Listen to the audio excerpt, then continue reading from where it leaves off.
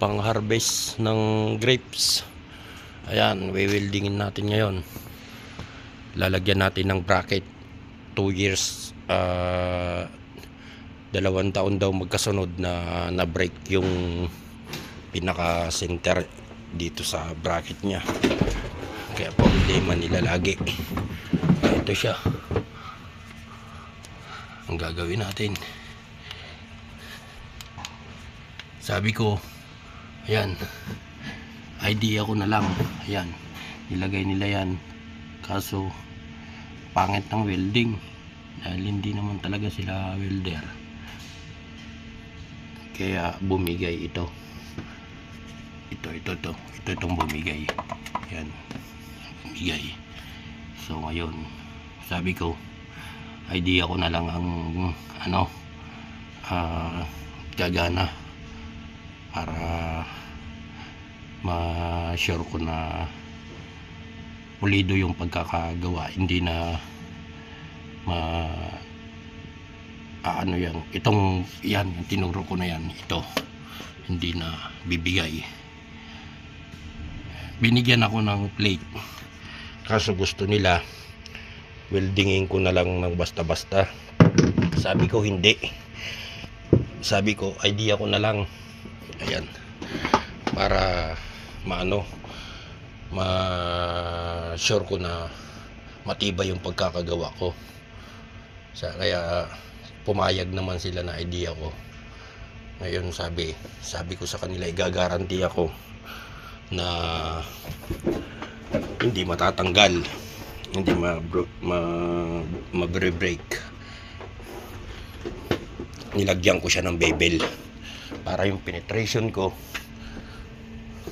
kapit na kapit siya.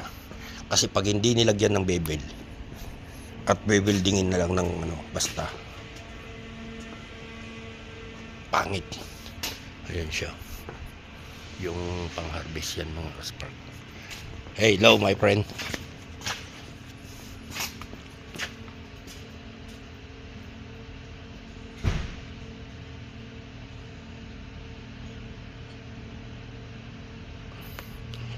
Tignan niyo yung kakabit ko mga kaspark. Eto, dalawa. Ito nilagyan ko ng bevel, magkabilaan yan. Ayan siya, ayan, nilagyan ko. Gagamitan natin ng ito, lig. Ayan,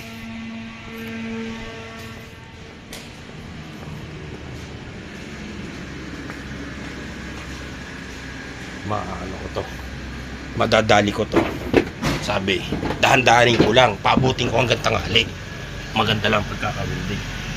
Kaya simpleng-simple lang to mga kaspark. Pero sa kanila malaking issue yun. Kaya gusto nila ma-make sure. Sabi ko, idea ko na lang gagana. Kaya i-make sure natin yan na 100% mga kaspark. Pang harvest ito ng kasi ng grapes. Ito, dito pumapasok yung mga grapes dyan, tapos lalabas doon. Ang grapes na naani nila 50,000 tons sa loob ng 3 buwan. Ayan, ayan, dyan lumalabas. Tapos meron nakasunod na sasakyan na paglalagyan, tapos diretso na doon sa mga planta na yan. Hey mate, good morning. Yeah, this one welding. Ayan, dyan diretso na yan mga kaspark. Hugasan, tapos ayun yung 2 conveyor na yun, at saka yan conveyor. Hanggang dito na lang muna mga kaspark ang ating video. Maraming salamat. Yan, yan, grapes yan, sa boss yan. Sige, hanggang dito na lang mga kaspark.